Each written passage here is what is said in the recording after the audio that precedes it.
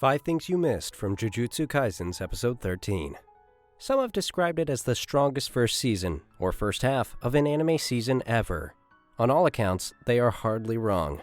Episode 13 is the most recent episode of Jujutsu Kaisen at this point in time, and I'm sure we can all agree it was everything we hoped for at the end of the week. Here are 5 things you might have missed from the exciting episode.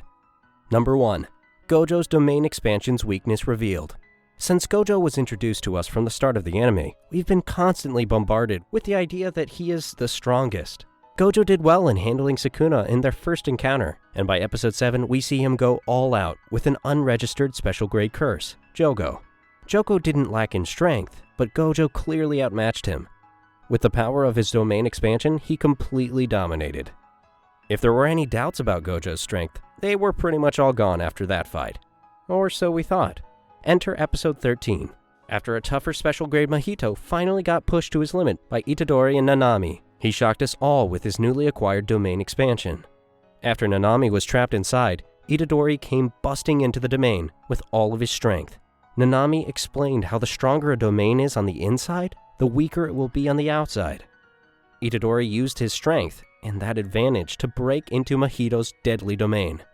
Completely unknowingly. I'm sure you all get the picture, but if Gojo's infinity domain seems like the strongest power yet, this exposed weak spot may be the key that future curses use to defeat or render him unable to fight.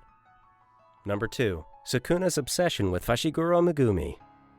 Episode 13 displays Sukuna's sudden obsession with Megumi, and it helped us connect a lot of dots. The obsession seemed to have taken roots from Sukuna and Megumi's fight. Sukuna noticed Megumi's 10 Shadows technique, and he made a comment about it being adaptable. After Itadori's presumed death, Sukuna made him make a pact to swap with him when he called for it. At that point, anyone, including Itadori, assumed Sukuna was just looking for a way to get out when he liked and cause problems. But episode 13 changes that narrative when Sukuna states that he only cares about Megumi's life. Why? Does he have some sort of connection to Sukuna? Is there something to do with his powers? Let's not forget that earlier in the season, Gojo stated that Megumi was one of the students with high potential. Here's our theory. Sukuna wants Megumi to perfect his technique to either use him as a weapon or as a means to escape. Since his 10 Shadows technique allows him to create and manipulate Shikigami, a form of curse, maybe it could give him the power to come out of Itadori's body. Number 3. Junpei may not be dead after all. For someone who has had such a sad life, Junpei's end in episode 13 was heartbreaking. Most of us wish there was a way to save him, and there might be, only because it seems hinted at in the opening song of the anime. If you watch carefully, you will find images of Junpei in Tokyo Jujutsu High's uniform, and laughing amid Itadori and his team. Still, we know his supposed death has played a part in developing Itadori's character and skill further. But if those images are any indication, we might just see a happy ending to that sad story.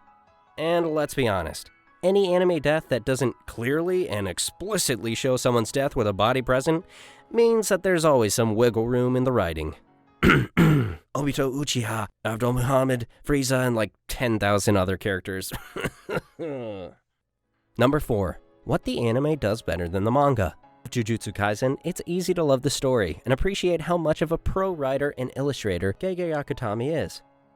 However, there are some differences, and episode 13 stands out as one. The characters have more room. Unlike the manga, we get to see the anime mostly from Itadori's perspective, while giving other characters room to show off their personality, build relationships, and showcase their reactions to different situations. In episode 13, that of Nanami stands out to us, as you can easily relate to him and grow to love him and acknowledge his place in the anime. If you've read the manga, you can tell that his character has less depth and meaning, and you almost feel disconnected to his different way of living and his morals. Hence, all our hearts skipped a beat when he ended up trapped and at death's door in Mahito's domain expansion. Number 5. Itadori deals with death he can't control. Young, kind-hearted Itadori has fought to stick to his principle of giving people proper deaths. He got to be with his grandfather until the end. He saved his classmates from being eaten by the curse in episode 1 and saved a young child in episode 3. Of course, he sees death in the detention center of episode 4 and 5, and the teens' disfigured bodies at the movie theater. But he couldn't control those deaths. Episode 13 was the first experience he had that he physically couldn't save someone right in front of him. And this destroyed his mind as he fought with the belief that he refuses to hurt anyone who wasn't a curse. Meeting with Mahito changes things, as in episode 13, Mahito sticks Itadori with 3 of his transformed human curses shown before the episode in the Juju Stroll shorts. There we get the idea that they are nothing but kids, and when Itadori faces them, one begs to play, and the other begs to be killed. We see Itadori return to fighting Mahito seconds later, and the human curses nowhere to be found. Itadori finally had to cross the line he set for himself by killing what he thought was human, to destroy the real threat in front of him. This change will certainly impact his character and skills in the coming episodes. It's been a tough wait for the next episode, set to be released January 15th, 2021. But after watching the memorable mid-season finale, we're definitely ready for it.